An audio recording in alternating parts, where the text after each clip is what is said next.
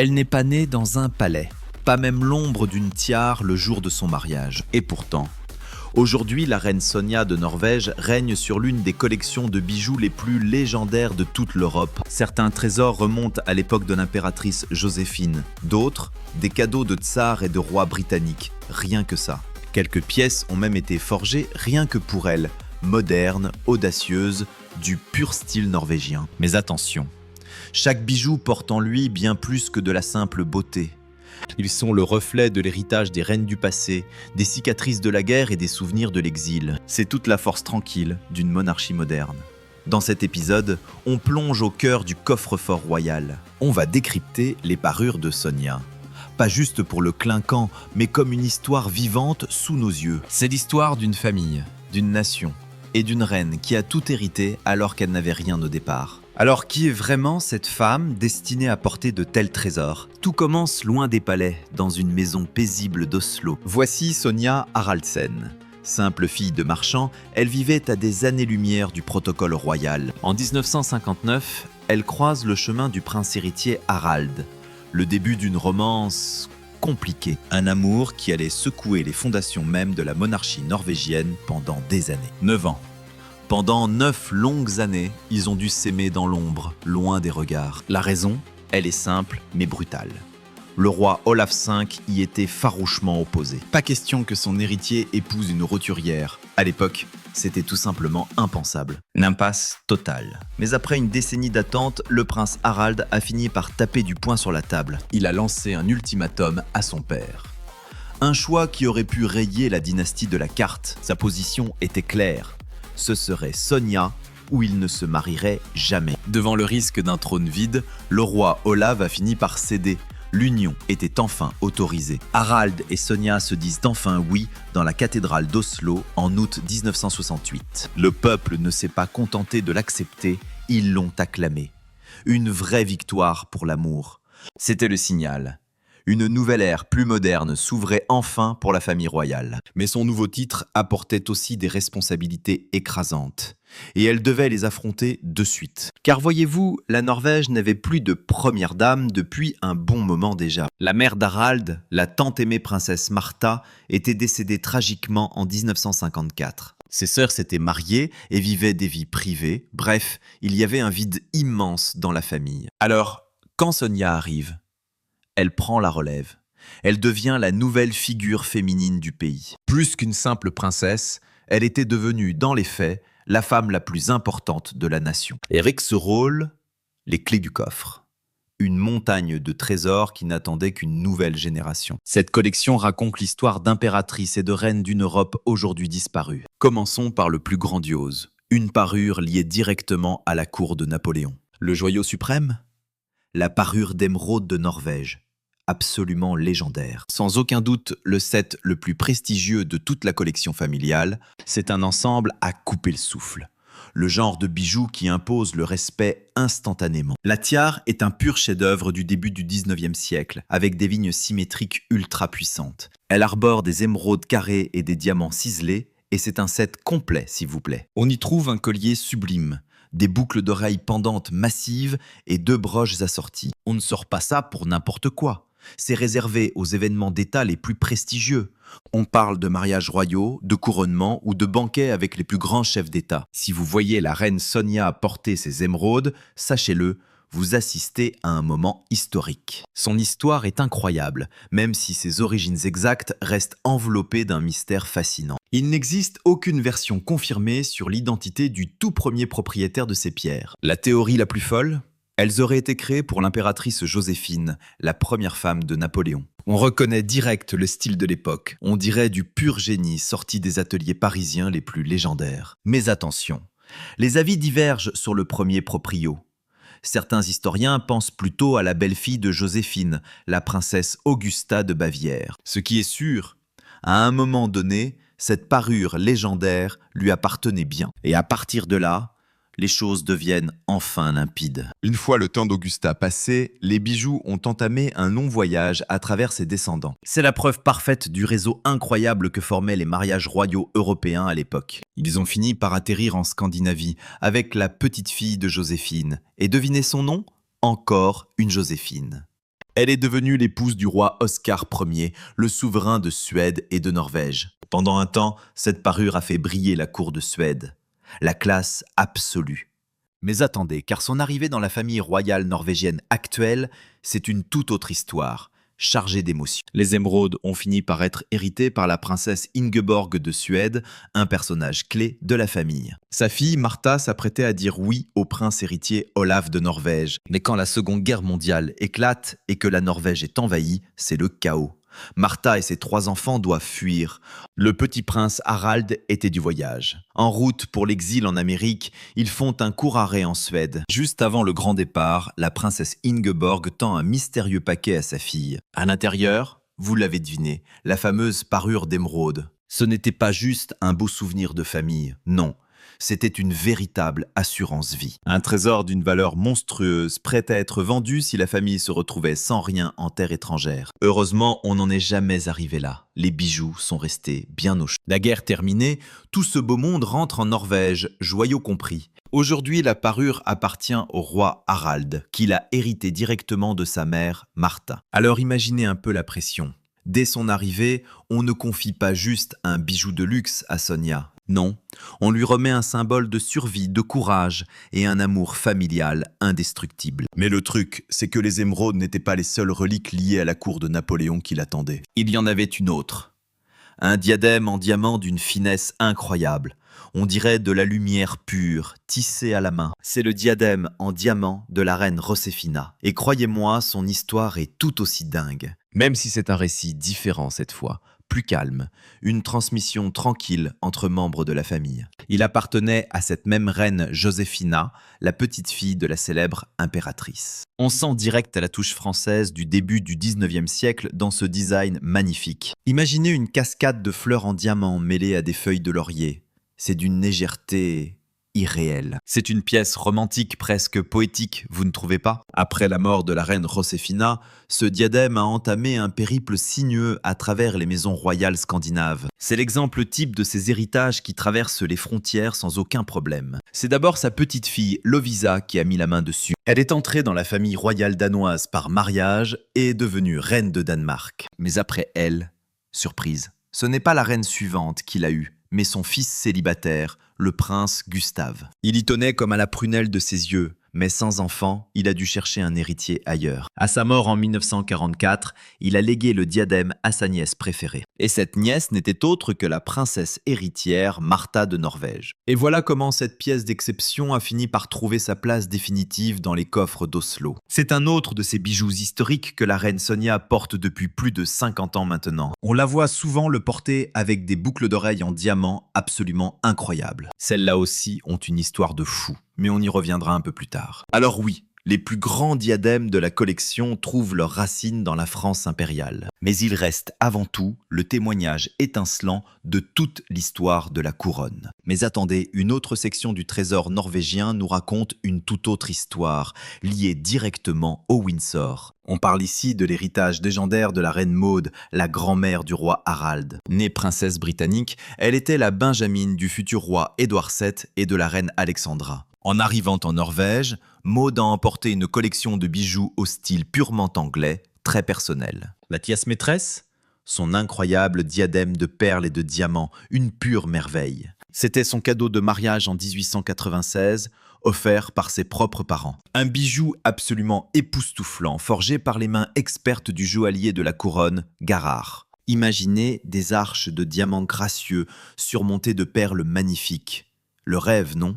Un classique indémodable, mais surtout une pièce ultra polyvalente pour l'époque. Elle pouvait passer du mode grand apparat à une version plus fine et délicate en un clin d'œil. C'était l'un des objets fétiches de Maud, qu'elle arborait fièrement dans tous ses portraits officiels. Et quand Sonia est devenue princesse héritière, ce diadème est devenu son accessoire de prédilection. On a des clichés incroyables d'elle dans les années 70 et 80, Elle alternait entre la version imposante et le style plus discret selon l'occasion. Ce bijou créait un lien sacré avec la première reine de la Norvège moderne.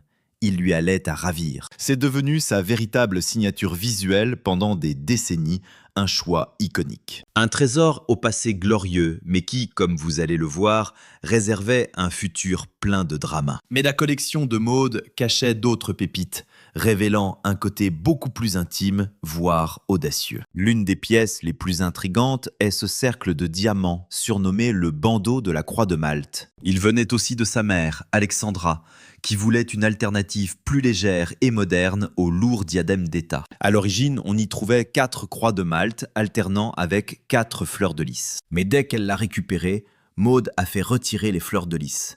Radical. Peut-être pour se détacher un peu de l'ombre trop imposante de la monarchie britannique. C'est une pièce fascinante, car on peut littéralement tout transformer dessus. Et c'est là qu'on découvre le génie créatif de Sonia, avec les bijoux royaux. Elle a modifié le cercle pour ne porter que la base en diamant, un look super chic et minimaliste. Parfois, elle remet 3 croix sur le devant pour retrouver un style de diadème plus traditionnel. Elle a même utilisé l'une des croix en broche. Elle n'a vraiment pas peur d'expérimenter. Une reine qui s'approprie les trésors du passé pour les rendre actuels, on adore. Et puis, il y a ce bijou presque féerique, tout petit. Le diadème Vift. Vift, ça veut dire éventail en norvégien, ce qui décrit parfaitement sa forme ultra délicate. Pendant longtemps, on a cru que c'était un cadeau de la reine Victoria pour ses 18 ans. Sauf que, coup de théâtre. Des recherches récentes ont prouvé que c'était faux. En réalité, c'était un cadeau de mariage des Rothschild, des amis très proches de son père. Ce mini diadème aux motifs floraux est d'une polyvalence assez dingue. Il se porte aussi bien en petit diadème, comme Maud et Sonia l'ont fait avec brio, qu'en un collier absolument sublime. 2 styles pour le prix d'un. En 2001, lors du mariage de Håkon et Mette-Marit, le flambeau a été transmis. Sonia a offert ce bijou historique à sa nouvelle belle-fille, un geste fort. Mette-Marit l'a porté en collier la veille du mariage, et elle le ressort régulièrement depuis. Mais l'héritage de Maud ne s'arrêtait pas aux couronnes. Elle a aussi importé la grande mode de l'époque de sa mère, le fameux ras du cou. Et elle possédait un exemplaire somptueux, le choker à maillons de diamant de la reine Alexandra. Une série de maillons scintillants montés sur un ruban de velours, la classe absolue. Un héritage direct de sa mère, symbole d'une élégance royale intemporelle. En réalité, c'est à la reine Alexandra que l'on doit tout. C'est elle qui a rendu ce style légendaire.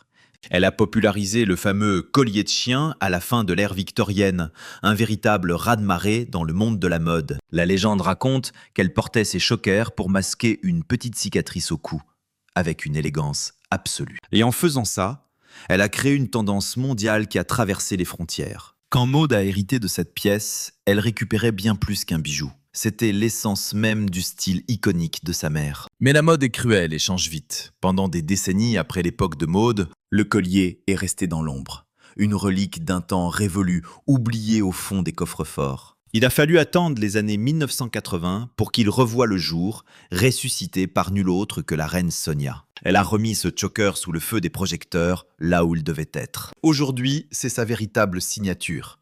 C'est l'exemple parfait d'un joyau capable de s'endormir pendant des générations pour être réveillé et ramené à la vie par une nouvelle figure royale. Une femme avec son propre caractère, son propre sens du style. L'héritage de Maud comprenait aussi des pièces plus discrètes, mais tout aussi cruciales pour la collection. L'une des plus importantes historiquement ? La broche de la Drapers Company, un vrai trésor. C'était un autre de ses cadeaux de mariage. Une broche sublime en diamants et perles, offerte par l'une des plus anciennes guildes de Londres. Elle l'adorait, c'est certain. On la voit sur énormément de photos d'époque, portée fièrement avec son diadème de perles. Après sa mort, le bijou disparaît de la circulation pendant des années. Mais depuis son retour, c'est devenu l'un des accessoires favoris de la reine Sonia. C'est le lien magnifique entre la reine Maud et les racines britanniques de la famille. Et vous vous souvenez de ces incroyables boucles d'oreilles en diamant dont je vous parlais? Celles que Sonia porte souvent avec le diadème de la reine Joséphine? Elles ont elles aussi un lien direct avec la mère de Maud, la reine Alexandra. Leurs origines exactes font débat, mais on sait qu'en 1880, Alexandra, alors princesse de Galles, portait des pendants quasi identiques suspendus à ses colliers de diamants massifs. Une astuce de génie pour ajouter encore plus de prestige à un look déjà impressionnant. À la mort d'Alexandra, sa fille, la princesse Victoria, a hérité de ses pendants. Victoria s'est débarrassée de beaucoup de bijoux de sa mère, mais par chance, ceux-là ont survécu au tri. Ouf! Elle les a légués à son neveu, le prince héritier Olav de Norvège. Depuis ce jour, ils sont devenus un pilier sacré de la collection royale norvégienne. La princesse héritière Martha les arborait sur ses portraits d'après-guerre les plus iconiques. Et pour Sonia, c'est un incontournable absolu depuis qu'elle a rejoint la famille. C'est le complément parfait pour les diadèmes les plus majestueux du coffre-fort. Mais l'histoire cache aussi des pièces beaucoup plus mystérieuses, comme cette délicate broche en filigrane de diamants du début du XXe siècle. Elle vient presque sûrement de la collection de Maud. Même si, pour être honnête, ses origines exactes restent un grand point d'interrogation. La reine Sonia l'a déjà portée avec une élégance folle dans ses cheveux lors de grands bals.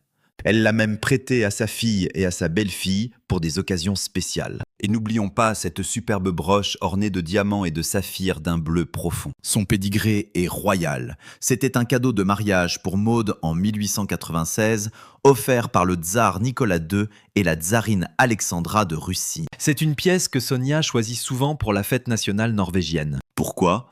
Parce que le bleu des saphirs rappelle exactement les couleurs du drapeau. Un choix parfait. Pendant des décennies, Sonia apportait ses trésors avec une assurance et une grâce naturelle. Elle passait sans effort des héritages de l'Empire français aux joyaux britanniques de la reine Maud en se les appropriant totalement. La collection était complète, historique et semblait enfin en sécurité. Enfin, en apparence. Et puis, en 1995, l'impensable s'est produit, le choc total. En février 1995, la famille royale décide d'envoyer quelques pièces précieuses à l'étranger. Parmi elles, la célèbre tiare en perles de la reine Maud, direction Londres, chez le joaillier de la couronne, Garrard. Rien d'exceptionnel jusque-là, juste une banale procédure de nettoyage, d'entretien et d'estimation. Ces bijoux étaient entre les mains de la maison la plus respectée du milieu. La sécurité absolue, normalement. Mais alors que tout semblait normal, le désastre frappe. Et ça fait mal. 3 braqueurs armés, dont un déguisé en policier, entrent tranquillement dans l'atelier Garrard sur Regent Street. Ils ont débarqué en plein jour et se sont servis, comme ça, sans pression. La nouvelle fait l'effet d'une bombe. Tout le monde est sous le choc. Cette tiare tant aimée, cadeau des parents de la reine Maud, envolée, disparue. Celle que Sonja portait fièrement depuis près de 30 ans venait de s'évaporer dans la nature. Plus aucune trace. Rien, et elle ne sera jamais retrouvée. Perdre un tel pan de l'histoire royale norvégienne et britannique, c'est un véritable crève-cœur. Et le pire, c'est que ce n'était pas le seul trésor historique perdu ce jour-là. Parmi les objets volés se trouvait aussi une pièce unique et charmante, le bracelet Oslofjord. Ce bijou occupait une place vraiment à part dans l'histoire moderne de la famille royale. C'était un cadeau offert à la princesse héritière Martha en 1949. La compagnie maritime Norwegian America l'avait remercié pour avoir baptisé leur tout nouveau navire. Le bateau s'appelait l'Oslofjord. Le bracelet était une merveille de perles fines et délicates. Il possédait un fermoir incroyable, tout en émeraude carré et en diamant. Un vrai bijou. La princesse Martha adorait le porter avec ses célèbres et imposantes émeraudes. C'est d'ailleurs là que la jeune princesse Sonia a montré toute son audace et sa créativité. Elle avait carrément détourné ce bracelet pour en faire une petite tiare ultra chic lors d'un banquet. C'était cette pièce, liée à tout l'héritage maritime de la Norvège, a elle aussi été dérobée. Ce lien précieux avec sa défunte belle-mère s'est brisé net lors de ce braquage. Mais attendez, il y a une troisième perte, presque tenue secrète jusqu'ici. Une tiare que le public n'avait encore jamais vue portée par un membre de la famille royale. D'après les recherches de l'historien Trond Noren Isaksen, il venait tout juste de l'acquérir. Le roi Harald et la reine Sonia avaient racheté une autre tiare historique ayant appartenu à la reine Sofia. C'était une parure magnifique, composée de ce qu'on décrivait alors comme des rubis pâles. En fait, on pense aujourd'hui que ces pierres étaient plutôt des topazes roses. Elle avait été transmise par la reine Sofia à une autre branche de la lignée royale. Elle était passée chez les Bernadotte af Visborg et portée longtemps par la comtesse Estelle. Les Norvégiens l'avaient rachetée pour ramener cet héritage historique à la maison. Un geste fort. Manque de bol tragique, elle a été volée chez Garrard avant même que Sonia puisse l'arborer. En un seul après-midi, la collection royale norvégienne a encaissé un coup d'une violence inouïe. 3 pièces historiques, dont la tiare préférée de la reine, s'étaient littéralement volatilisées. Un bijou personnel, polyvalent et un trésor historique. Tout était perdu. La perte est immense. Ces joyaux originaux, on ne les reverra jamais. C'est fini. Alors la question qui brûle toutes les lèvres, qu'est-ce qu'on fait maintenant? La réponse n'a pas été le désespoir, mais une résilience assez incroyable, il faut le dire. Pour s'excuser de cette faille de sécurité monumentale, Garrard a été chargé de recréer l'histoire. Une nouvelle version de la tiare de la Reine Maude a été façonnée avec une précision chirurgicale. Aussi modulable que l'original, elle peut se porter en version majestueuse ou en frange de perles.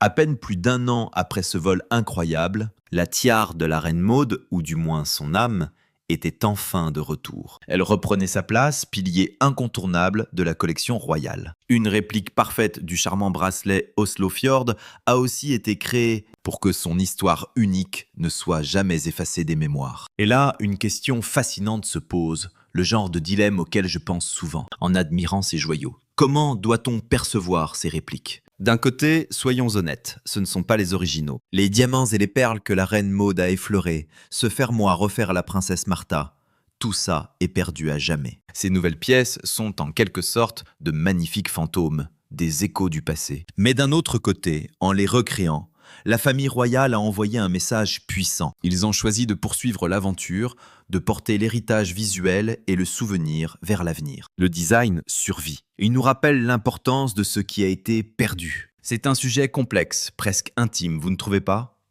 Qu'est-ce qui compte le plus? L'objet physique ou l'histoire immense qui l'incarne? Mais l'histoire ne s'arrête pas à de simples copies. L'indemnisation de l'assurance après le vol a ouvert une porte, l'occasion de remplacer le passé mais aussi d'innover. Et c'est là, sur les cendres de cette perte, que la collection commence à refléter le style personnel de la reine Sonia. Pour les historiens, c'est clair, cet argent a servi à acquérir une parure totalement inédite, celle des améthystes de Norvège. Un ensemble spectaculaire avec un collier imposant qui peut se transformer en tiare grâce à une monture spéciale, accompagnée de boucles d'oreilles, de 2 bracelets et d'une broche, apparu en public pour la première fois en 1997. D'où vient cette parure? Mystère.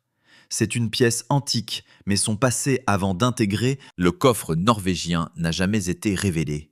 Un secret bien gardé. La reine Sonia l'a porté à quelques occasions, puis, dans un superbe élan de bienvenue, elle a offert toute la parure à sa nouvelle belle-fille, la princesse Mette-Marit, vers la naissance de la princesse Ingrid Alexandra en 2004. Depuis, c'est devenu l'un des bijoux les plus reconnaissables et les plus portés par Mette-Marit. Une autre merveille a rejoint la collection à cette époque, un set d'émeraude absolument divin. On y trouve un collier luxuriant à 3 rangs avec 2 fermoirs art déco en diamant et des boucles d'oreilles en pompons d'émeraude très dramatiques. Ce set possède lui aussi sa petite part de mystère. On sait que le collier a été prêté à la duchesse de Kent pour un événement au début des années 1990, ce qui laisse penser qu'il vient du stock d'un grand joaillier, sans doute Garrard. Contrairement aux grandes émeraudes napoléoniennes, réservées aux galas ultra formels, la reine Sonia choisit souvent ce set de paires d'émeraudes pour des soirées plus modernes, comme le gala du prix Nobel de la paix. C'est une option un peu moins rigide, mais tout aussi prestigieuse. Finalement, si ce vol a été une tragédie,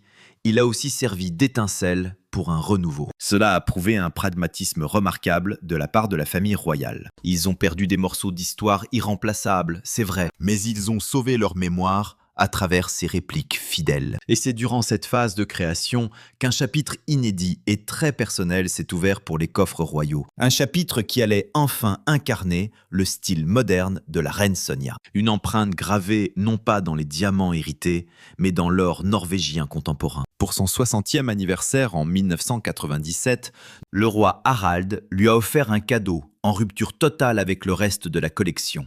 La tiare en or moderne. Un vrai choc visuel. C'était une toute nouvelle commande, un cadeau ultra spécial du roi pour son épouse. Le truc à savoir, c'est qu'il a été conçu et fabriqué en Norvège par la créatrice Millie Behrens. Apparemment, la reine elle-même y a mis son grain de sel et pas qu'un peu. Résultat, c'est le seul et unique diadème purement made in Norway de toute la collection royale. Son look? Une vraie déclaration. Des bandes d'or jaune entrelacées et parsemées de petits diamants. C'est audacieux, c'est architectural, bref, c'est moderne et ça s'assume totalement. Mais bon, on parle de la reine Sonia là. Une femme qui allie style et efficacité comme personne. Alors forcément, son bijou devait être incroyablement polyvalent. Écoutez bien, ce diadème a 3 pièces centrales interchangeables qu'elle peut switcher à sa guise. Pratique pour accorder ses robes. D'abord, une énorme tourmaline verte, ensuite des topazes orange feu, et enfin une version classique en or et gros diamants. C'est tellement décalé qu'il a fini par gagner un petit surnom chez les fans de la royauté, le diadème de Wonder Woman. Et franchement, ça lui va comme un gant. Ça montre son assurance, son regard vers le futur. Elle n'est pas juste une reine, c'est une femme norvégienne, moderne avant tout. Le message est clair, fini de juste préserver les reliques du passé. Il faut vivre avec son temps. Et cette fierté nationale, elle ne s'est pas arrêtée là. Pour ses 75 ans, elle a reçu un autre cadeau ultra personnel. Une parure en or et péridot, tout droit sortie des ateliers Bug et Autumn à Oslo. Là, on est sur du pur norvégien, dans l'âme et dans la matière. L'or lui-même vient directement de la ville de Hamar, rien que ça. Et ces magnifiques péridots verts, ils viennent d'Oheim, sur la côte nord-ouest. C'est sobre, c'est classe, mais le message derrière est énorme. Ça prouve que cette collection royale n'est pas un vieux musée poussiéreux, elle est bien vivante. Elle continue d'évoluer avec des histoires qui s'enracinent, littéralement, dans le sol même de la Norvège. Quand on regarde tout ça d'un coup d'œil, des émeraudes impériales aux diamants britanniques jusqu'à cet or moderne norvégien, on commence enfin à comprendre qui est vraiment la femme derrière ces bijoux. Sonia ne gère pas ses bijoux comme les autres. Son parcours est juste incroyable. De la jeune fille avec sa simple couronne de fleurs à son mariage, à la reine qu'elle est devenue, aujourd'hui à la tête d'un véritable trésor historique. Quelle épopée! Chaque bijou raconte une histoire, survie, amour, larmes et nouveau départ. Mais mis bout à bout, c'est sa vie à elle. Un soir, elle sort les émeraudes de Napoléon, chargées de 2 siècles d'histoire. Et le lendemain, elle débarque avec son diadème en or ultra moderne. Peu de reines osent un tel écart. Elle passe d'un style à l'autre avec une classe folle. C'est ce qui me fascine chez elle. Elle assume ses choix à 100%. Qu'elle garde une pièce d'époque ou qu'elle commande un truc qui fasse jaser, elle s'en fiche, elle fonce. J'aimerais trop savoir. Vous en pensez quoi, vous, de ce diadème en or moderne? C'est un chef-d'œuvre de design ou juste une provocation pour une monarchie moderne? Ou alors ça n'a rien à faire à côté des bijoux historiques? Dites-moi tout. Merci d'avoir exploré ce trésor avec moi aujourd'hui. On se retrouve très vite pour la suite.